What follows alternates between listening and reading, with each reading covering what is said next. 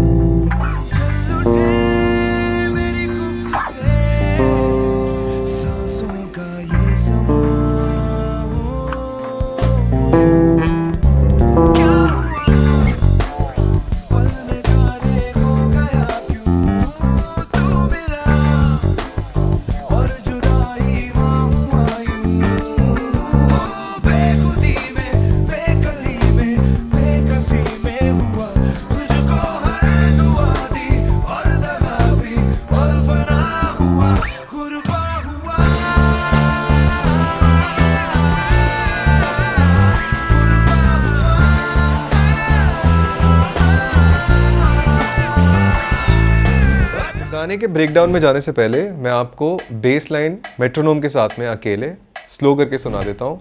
ये main base line है हमारी, ताकि हमें क्लियर रहे आगे जैसे जैसे हम बजाते जा रहे हैं कोई प्रॉब्लम ना आए। 3 4।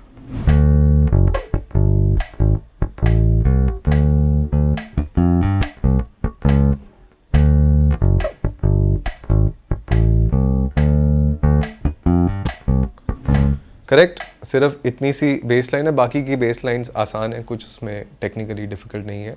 अब इसमें रिवाइंड करके ज़रूर देखिएगा कि गोस्ट नोट्स हैं, उनको आपने ध्यान रखना है। एक और इम्पॉर्टेंट चीज़, जो टोन है ना इसमें बेस गिटार की, वो कुछ इंटरेस्टिंग है, मतलब हॉलो साउंड करती है। तो मैंने भी वो हॉलो क्रिएट करने के लिए साउंड अपना सिर्फ ये वाला पिकअप ओपन किया है। जैसे अभी ये साउंड आ रही है, अगर मैं दोनों पिकअप ओपन कर लूँगा ना तो ज़्यादा थोड़ी सी हैवी हो जाती है साउंड, या इट गेट्स मोर बॉडी। तो ये हॉलोइश साउंड जो सिर्फ इन पिकअप से आ रही है, जनरली इसको P base, fender P base की साउंड बोला जाता है। और ये जो मेरा बेस गिटार है, ये स्क्वायर का बेस गिटार है। कई लोग पूछते भी रहते हैं, स्क्वायर का पीजे बेस है।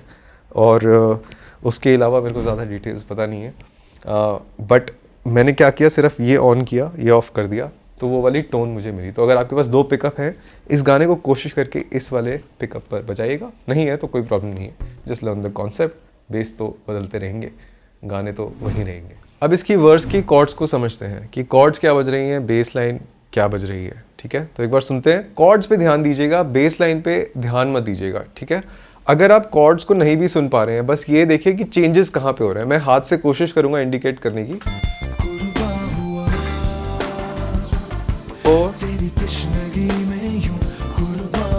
चाऊ, इस तरह की आवाज,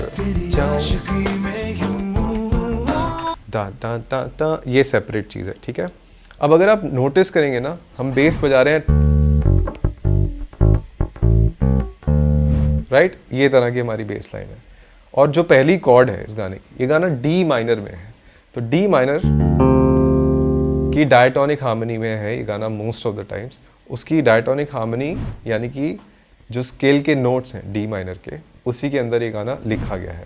तो कॉर्ड्स बताने से पहले फटाफट देख लेते हैं कि डी माइनर की डायटोनिक हार्मनी क्या होती है। तो डी माइनर स्केल में कॉर्ड्स होती हैं, पहली कॉर्ड डी माइनर 7 या फिर डी माइनर, दूसरी कॉर्ड होती है D minor E minor 7 flat 5, तीसरी कॉर्ड एफ मेजर 7, और चौथी कॉर्ड हमारी होती है जी माइनर 7, पांचवी कॉर्ड हुई ए माइनर 7, छठी कॉर्ड या फ्लैट 6, ये हुई हमारी बी फ्लैट मेजर 7, और उसके बाद में आगे यहाँ पर जगह नहीं है तो हमको यहाँ कहीं बजाना पड़ेगा सी,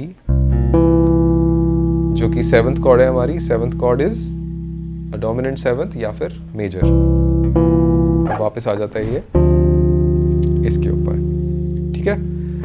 सो डी माइनर 7 पे हम वापस आ गए हैं। अब क्योंकि ये गाना डायटोनिक है, बहुत ज़्यादा मतलब मोस्टली थोड़ा एक आधी कॉर्ड बीच में आएगी जो डायटोनिक नहीं होगी, but we will get to that when we get to it. और अभी हम लोग शुरू करने वाले हैं कि कॉर्ड्स क्या बज रही हैं, ठीक है। अब यहाँ पे पहला जो सेट ऑफ कॉर्ड्स है वो ये है, डी माइनर 5 फ्लैट 6 मेजर 7, सो 1 माइनर 7,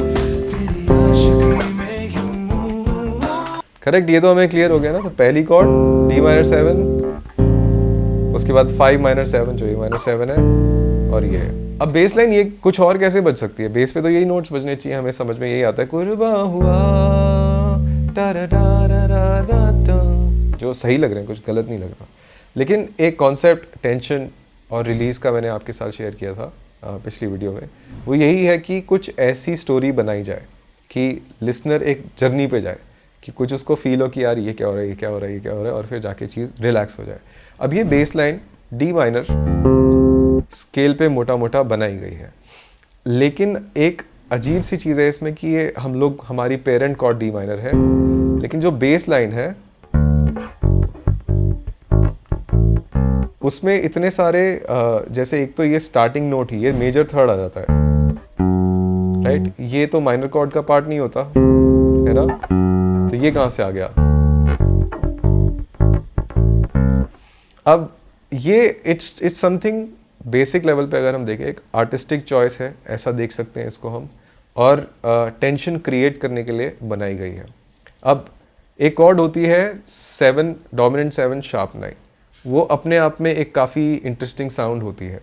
तो अगर हमारी कॉर्ड माइनर है और उसमें हम मेजर थर्ड ऐड कर देते हैं, जो यहाँ पे ये है, तो as I said it creates, it's a dominant chord, तो अनस्टेबल साउंड करती है। तो अगर मैं आपको डोमिनेंट 7 शार्प 9 सुनाऊँ कॉर्ड, ये कॉर्ड होती है वो, तो ये D7 शार्प 9, ये शार्प 9 है। शार्प 9 क्या होता है, 3 4 5 6 7 8, ये 9 है, इसको शार्प कर दूंगा तो ये शार्प 9 बन जाता है, ठीक है।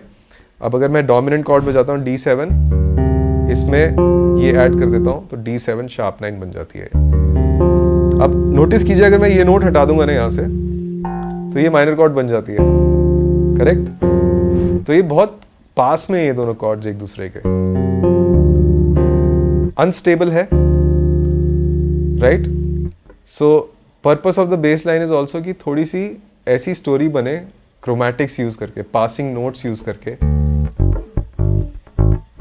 ये क्रोमैटिक नोट्स आ रहे हैं ना, ये हमारा 1 3 4 शार्प 4 5, और उसके बाद में यहाँ चले जाते हैं नोट फ्लैट 7 और मेजर 7 आता है। ये भी डी माइनर का पार्ट नहीं है, तो ये ऐसे आ जाता है यहाँ पे कि ये टेंशन क्रिएट करेगा, और फिर एकदम से धाड़ करके जो ड्रम पे हिट आ रही है ना, वो सब कुछ रिजॉल्व कर देती है। टी पॉम पटो राइट। सारे के सारे नोट वैसे तो टेक्निकली माइनर स्केल के होने चाहिए, तो कुछ नोट जो मैं नीचे बजा रहा हूँ वो हमारे बेसिकली लोअर ऑक्टेव की अवेलेबिलिटी है इन्हीं नोट्स की। अगर नीचे में बजाता है इस डी माइनर स्केल को, करेक्ट, तो वो सारे नोट्स इस्तेमाल कुछ नोट्स उसमें से इस्तेमाल हो रहे हैं डी माइनर स्केल से, जिनमें से एक 4 है, 5 है, फ्लैट 7 है, और वापस हम यहाँ पे आ जाते हैं, ठीक। अब ये additional notes, tension creating notes, ये है, ये वाला 5 पे आ गए, और ये वाला, ये जो आता है, करेक्ट, मेजर 7 जो आता है, ये टेंशन क्रिएटिंग नोट है। फिर हम रिजॉल्व कर जाते हैं। अब क्योंकि हमने ऐसा मान लिया है कि हम लोग डी माइनर की की में हैं, तो बेस लाइन एक डी माइनर के आसपास के नोट्स इस्तेमाल करके बेस लाइन क्रिएट कर रहे हैं। और गाने ने क्या किया, गाने ने डिसाइड किया अगर हमारा पेरेंट स्केल डी माइनर है तो डी माइनर के अंदर, डी माइनर स्केल के अंदर जितनी भी कॉर्ड्स हैं उनको अगर हम बजाएंगे तो वो ऑब्वियसली ठीक लगेगी। और ये कॉन्सेप्ट है कि अगर आपके पास एक पेरेंट स्केल चूज़ कर लिया आपने, मान लीजिए इस केस में डी माइनर हमने चूज़ कर लिया है, अब उसके अंदर की जितनी भी कॉर्ड्स हैं उसके कॉम्बिनेशंस आप बना सकते हैं और पीछे पेरेंट स्केल को इस्तेमाल करके एक बेस लाइन क्रिएट कर सकते हैं, ठीक। जमीरोक्वे अगर आपने सुना होगा, कॉस्मिक गर्ल एक गाना है, उसमें भी कुछ सिमिलर कॉन्सेप्ट इस्तेमाल हुआ है कि एक बेस लाइन चलती रहती है, लंबी लंबी सी लाइन, वो नेसेसरीली बेस नोट्स को फॉलो नहीं करती, कभी कभी करती है, कभी कभी नहीं करती। तो द कॉन्सेप्ट इज, अगर आपके पास पेरेंट स्केल है, ठीक है, उसके अंदर की कॉर्ड्स बेस लाइन के साथ में काम करेंगी। ओके, आगे चलते हैं। और ये गाना बेसिकली यहाँ पे हमारे पास हिट्स आई थी इसके बाद में, तो उन हिट्स को एक बार सुन लेते हैं और वहाँ पे देखते हैं क्या कॉर्ड्स बजी हैं।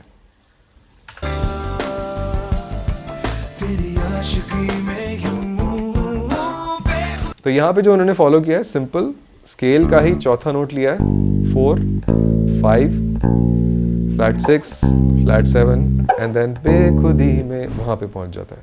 अब हमने ये समझ लिया है कि डायटोनिक हार्मनी में 4 कॉर्ड डी माइनर के केस में ये है, जी माइनर है, और 5 कॉर्ड ए माइनर है, फ्लैट 6 कॉर्ड है बी फ्लैट मेजर, और उसके बाद में ये वाली कॉर्ड आती है जो है सी मेजर एंड देन बेखुदी में, तो एक पा पा पा पा। अब यहाँ पे इन्होंने ना डोमिनेंट कॉर्ड में एक और चीज़, 7th जो ये वाली कॉर्ड आई थी, इसमें एक इंटरेस्टिंग चीज़ करी, वो ये थी कि इन्होंने इसको डोमिनेंट बजा के ये वाले नोट का भी इस्तेमाल किया।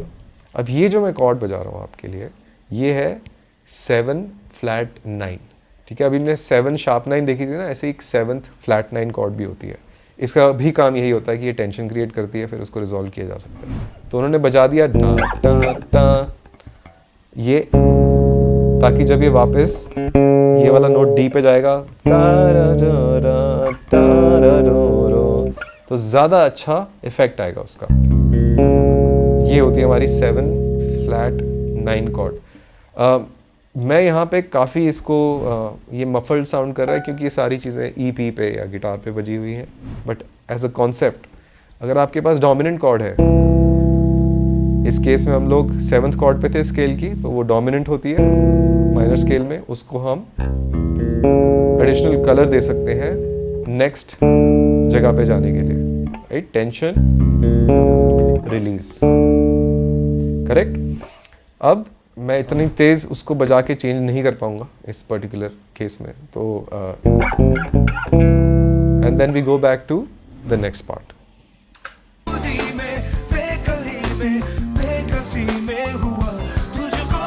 अब यहाँ पे भी वही है कि बेस लाइन पे ध्यान मत दीजिए, एक ना सिंथ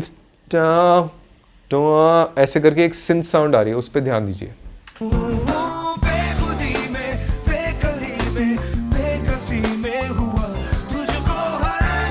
ठीक है,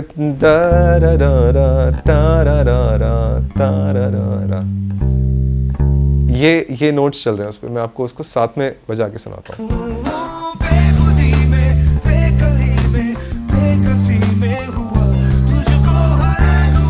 राइट, अब ये कॉर्ड्स क्या है, डी माइनर, तो मैं कभी कभी डी माइनर यहाँ बजाऊंगा, कभी कभी यहाँ बजाऊंगा, ये दोनों सेम ही है, बस जहाँ भी मुझे जगह मिल रही है कॉर्ड बजाने की मैं वहाँ पे बजा रहा हूँ। तो बेस नोट्स हमने फिगर आउट कर लिए हैं, अब हम उनको उसकी जो रिस्पेक्टिव कॉर्ड है बेस नोट के हिसाब से.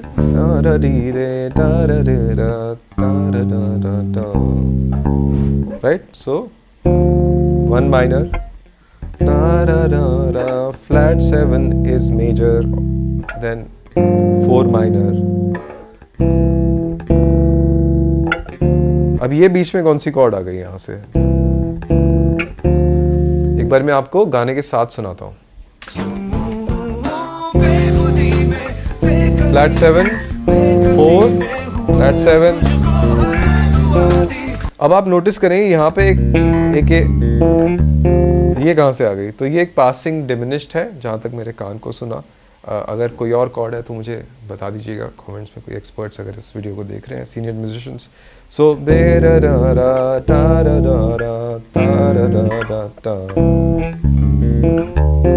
Correct. So it's a diminished, passing diminished. तो दो कॉर्ड के बीच में हम अगर कोई कॉर्ड घुसाना चाहते हैं कभी कभी, तो हम पासिंग डिमिनिश्ड का इस्तेमाल कर सकते हैं. ठीक है, यहाँ से यहाँ आना हो तो. करेक्ट. चलिए आगे चलते हैं. तो यहाँ पे ये हुआ, उसके बाद में यही चीज़ रिपीट होती है. मज़े की चीज़ है कि सारे के सारे केस में हम लोग बेस लाइन को वैसे ही चलने दे रहे हैं. ठीक है, और सब कुछ सही साउंड कर रहा है, कुछ ख़राब नहीं लग रहा. Right, so it works. Correct. अब कोरस आने वाला है. चलिए कोरस शुरू करते हैं. इसमें बहुत मज़ा आने वाला है.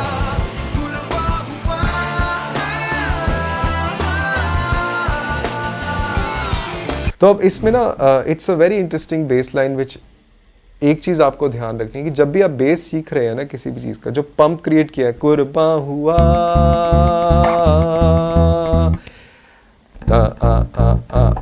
राइट. इसमें थोड़ी सी डिटेल और है, वो मैं आपको 1 मिनट में बताता हूँ. मगर ये जो पंप है, हम इसको ऐसे नहीं बजा सकते. कुर्बा हुआ,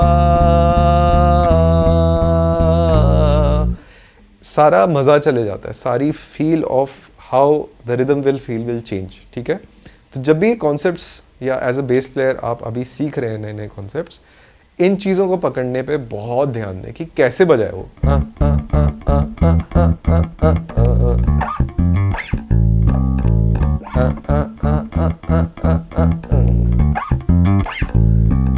ठीक, तो बेस लाइन हमने देख ली है. अब इसकी कॉर्ड्स देखते हैं.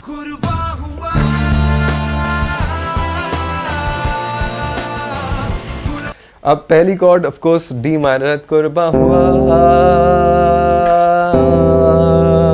ये सी मेजर का फर्स्ट इन्वर्जन है. इन्वर्जन क्या होता है? इन्वर्जन यानी कि अगर आप एक ट्रायड बजाते हैं, सी मेजर का ट्रायड बजाते हैं, अगर आप उसको थर्ड से शुरू करते हैं, थर्ड यानी कि 1 3 5 इस तरह से बजाते हैं ना हम ट्रायड को. थर्ड से शुरू करते हैं, 3 5 1.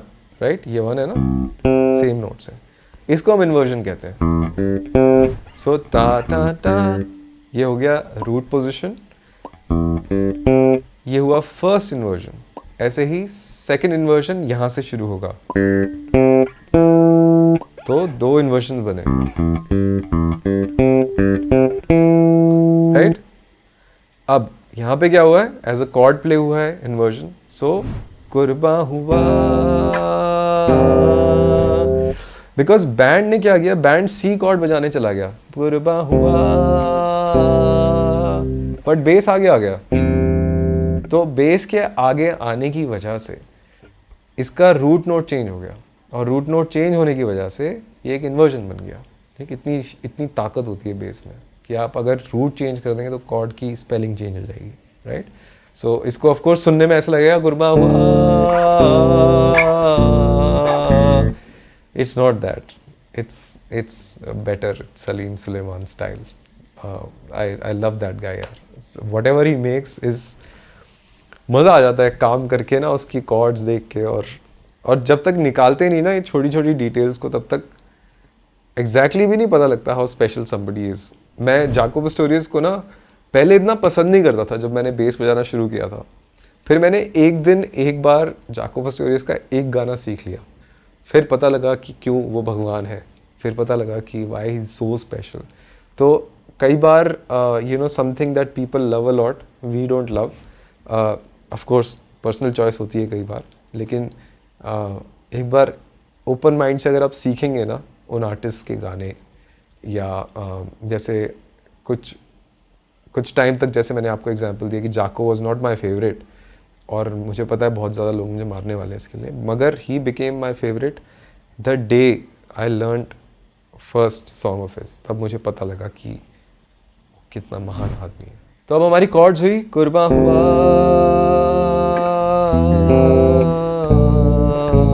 ठीक है। अब 5 कॉर्ड अगर हम देखें, वो तो माइनर होती है ना डायटोनिक हार्मनी में, यहाँ पे मेजर आ रही है या फिर डोमिनेंट आ रही है।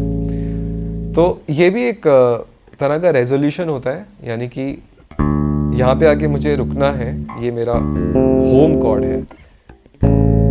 अगर मैं इससे पहले इसके 5th से एक डोमिनेंट कॉर्ड बजाता हूँ तो वो टेंशन रेजोल्यूशन अच्छा क्रिएट करता है। इसको 5 से 1 जाना कहते हैं, ठीक है। इसका एक नाम सेकेंडरी डोमिनेंट भी होता है, वो कॉन्सेप्ट अलग है अपने आप में। अभी के लिए सिर्फ इतना देख लीजिए कि आप एक डोमिनेंट कॉर्ड को माइनर पे रिजॉल्व कर सकते हैं, ठीक है, ज़्यादा टेंशन और रेजोल्यूशन क्रिएट करने के लिए, correct. So one last time, कुर्बा हुआ, राइट। बेस लाइन लेकिन हमारी क्या चल रही है, वो अलग गोई वाली चल रही है यहाँ पे। अब कोरस की जो लास्ट लाइन का एक पार्ट है ना, यहाँ पे स्पेशली कुर्बा हुआ, यहाँ पे ना बेस लाइन पे बजाए, राइट। जब ये कॉर्ड आती है तो उन्होंने 1, 3, 5, 6 इन नोट्स का इस्तेमाल किया, क्योंकि हमें डायटोनिक हार्मनी से पता लग गया था ये कॉर्ड मेजर 7 है, और मेजर कॉर्ड पे या मेजर 7th कॉर्ड पे हम 1, 3, 5, 6 इस्तेमाल कर सकते हैं, यानी कि मेजर पेंटाटोनिक इस्तेमाल कर सकते हैं, राइट। और उसके बाद में इस कॉर्ड पे जा रहे थे तो बेस नोट्स हैं, राइट। सो ये वाला जो कॉन्सेप्ट है कि अगर आप मेजर कॉर्ड देखते हैं डायटोनिक हार्मनी में 1, 3, 5, 6 इन नोट्स का इस्तेमाल करके आप किसी भी मेजर कॉर्ड पे बेस फिल या बेस लाइन बना सकते हैं, और यही वाली बेस लाइन बार बार इसमें रिपीट होती है।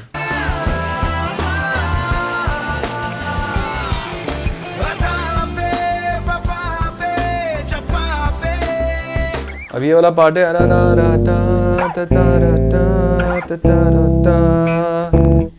करेक्ट। ये यहाँ पे इस डिमिनिश पे छोड़ देते हैं जिसके बारे में हमने बात की। 4, 5, उसके बाद में flat 7 to the diminished and then goes to कुर्बा हुआ।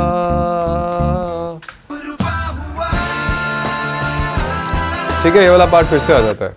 अब इसके बाद में same bass line break down में आती है, लेकिन उसके बाद में इनका आता है जो part which is the bridge. तो चलिए अब ब्रिज सीखते हैं। बहुत ही कूल है।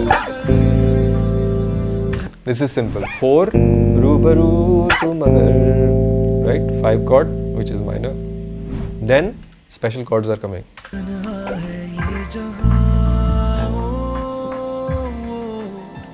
अब ये जो 2 chord है ना, ये बड़ी अच्छी हैं।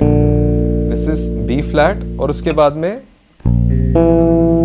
सी मेजर ओवर बी फ्लैट, यानी कि कॉर्ड अगर पियानो में सोचें आप, राइट हैंड में सी मेजर बज रही है और बेस नोट में बी फ्लैट बज रहा है, करेक्ट। सो यहाँ से मैं अगर आपको अलग से दिखाऊं, ये बी फ्लैट मेजर कॉर्ड के 2 नोट हैं, 1 और 3, 5 नहीं है इसमें क्योंकि हमारे पास है ही नहीं यहाँ पे। और इसी को अगर मैं ऊपर ले जाता हूँ तो ये सी मेजर बन जाती है। तो मैं कैसे बजा रहा हूँ इसको, ये 2 नोट पकड़े, उसके बाद में ये यहाँ पे ले गया मैं, ठीक है। एक बार सुनिए कितना इंटरेस्टिंग और सुंदर बना है ऐसे।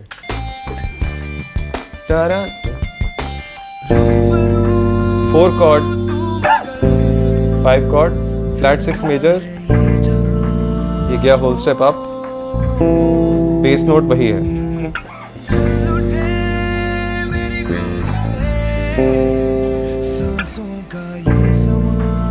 गए हम ऊपर, डिमिनिश,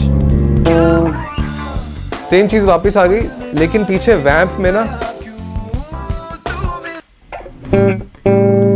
5 chord का इस्तेमाल किया जा रहा है। तो ये वैम्प कर रहे हैं D-7 और उसके बाद में A7 पर जा रहे हैं। अब ये जो A7 पे जा रहे हैं ना, वहाँ पे टेंशन्स भी ऐड कर रहे हैं, कॉज वो जो कॉर्ड है ना थोड़ी सी बड़ी साउंड कर रही है A7 से।